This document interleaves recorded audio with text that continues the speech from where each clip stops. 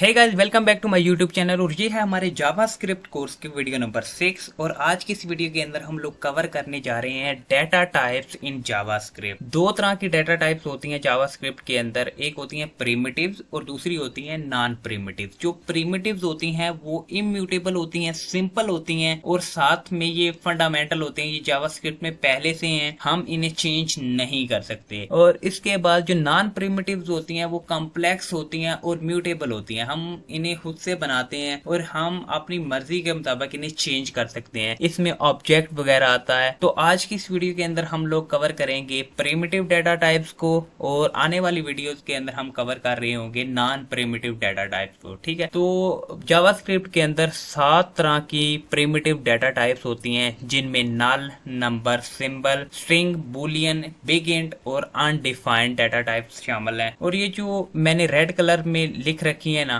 ये बहुत ज्यादा यूज होती हैं, और ये जो ब्लैक कलर में ये बहुत कम यूज होती हैं। तो चलो विजुअल स्टूडियो के अंदर चलते हैं और पहले नंबर पर हम नल प्रिमिटिव डाटा टाइप को देखते हैं। तो मैं क्या करूंगा, यहाँ पर एक वेरिएबल बनाऊंगा n और इसे वैल्यू दे दूंगा नल। तो जब मैं इसे प्रिंट करूंगा कंसोल डॉट लॉग n, तो यहाँ पर इसकी वैल्यू आ जाएगी जो कि होगी नल। नल का मतलब होता है कि इस वेरिएबल के अंदर कोई वैल्यू नहीं है। ठीक है, तो ये होता है नल का इस्तेमाल। अब इसके बाद हम बात करेंगे नंबर की। तो नंबर बहुत ज्यादा सिंपल डाटा टाइप है। यहाँ पर मैं क्या करूंगा, एक वेरिएबल बनाता हूँ नम, और इसमें कोई भी मैं एक नंबर स्टोर करवाऊंगा। तो इसमें कोई भी मैंने एक नंबर स्टोर करा लिया। अब मैं इसे प्रिंट करूंगा कंसोल डॉट लॉग। तो यहाँ पर मैंने इसे प्रिंट किया, तो यहाँ पर आप देखो यहाँ पर नंबर आ गया। तो ये थी नंबर डाटा टाइप। ठीक है, अब इसके बाद है सिंबल। सिंबल अपने आप में एक बहुत बड़ी डाटा टाइप है। ठीक है, इसे समझने में आपको थोड़ी सी डिफिकल्टी का सामना करना पड़ेगा, क्योंकि आपको अभी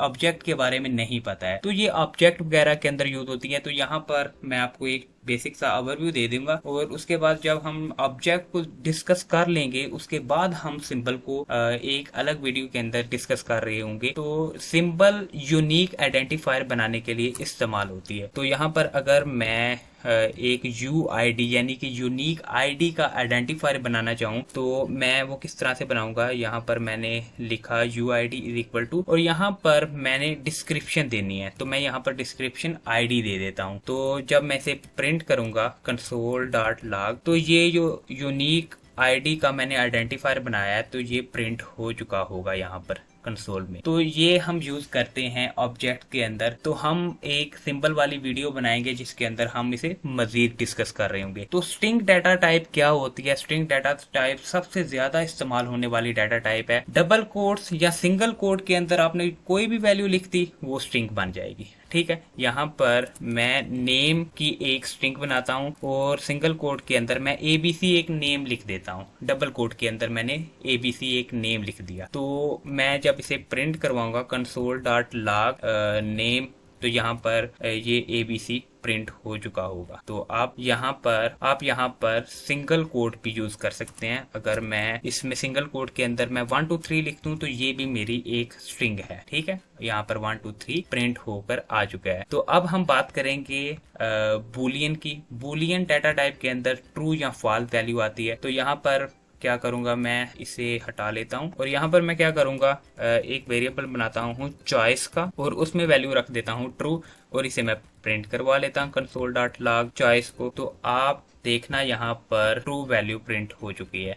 अगर मैं यहाँ पर फॉल्स लिखूंगा, यानी चॉइस की वैल्यू फॉल्स कर दूंगा, तो यहाँ पर फॉल्स आ जाएगा। ये कंडीशन में इस्तेमाल होता है, ट्रू या फॉल्स। उम्मीद करता हूँ आपको बुलियन डाटा टाइप की भी समझ आ चुकी है। बिग इंट बड़े नंबर्स को स्टोर करने के लिए इस्तेमाल किया जाता है। जो नंबर डाटा टाइप के अंदर स्टोर नहीं हो सकते नंबर, यानी अगर बड़ा नंबर है तो वो नंबर डाटा टाइप में नहीं स्टोर होगा, तो उसके लिए हम बिग इंट को यूज करेंगे। तो यहाँ पर मैं एक वेरिएबल बनाता हूँ लार्ज नम। तो यहाँ पर मैं बिग इंट का इस्तेमाल करूंगा, बिग इंट, और इसमें मैं एक बड़ा नंबर स्टोर करवाऊंगा। ठीक है, जब मैंने इसे स्टोर करवाया। इसके बाद मैं कंसोल डॉट लॉग करूंगा, इसे लार्ज नंबर को प्रिंट करवाऊंगा। तो अब आप देखना यहाँ पर लार्ज नंबर प्रिंट हो चुका है, लेकिन इसके लास्ट पर n आ चुका है। यही बिग इंट की निशानी होती है, बिग इंट के लास्ट पर n लग जाता है। तो बिग इंट प्रीसाइजली नंबर को स्टोर करने के लिए, बड़े नंबर्स को स्टोर करने के लिए इस्तेमाल होता है। अब लास्ट डाटा टाइप की बात करते हैं, जो कि है अनडिफाइंड। तो अनडिफाइंड क्या है? जब भी हम कोई भी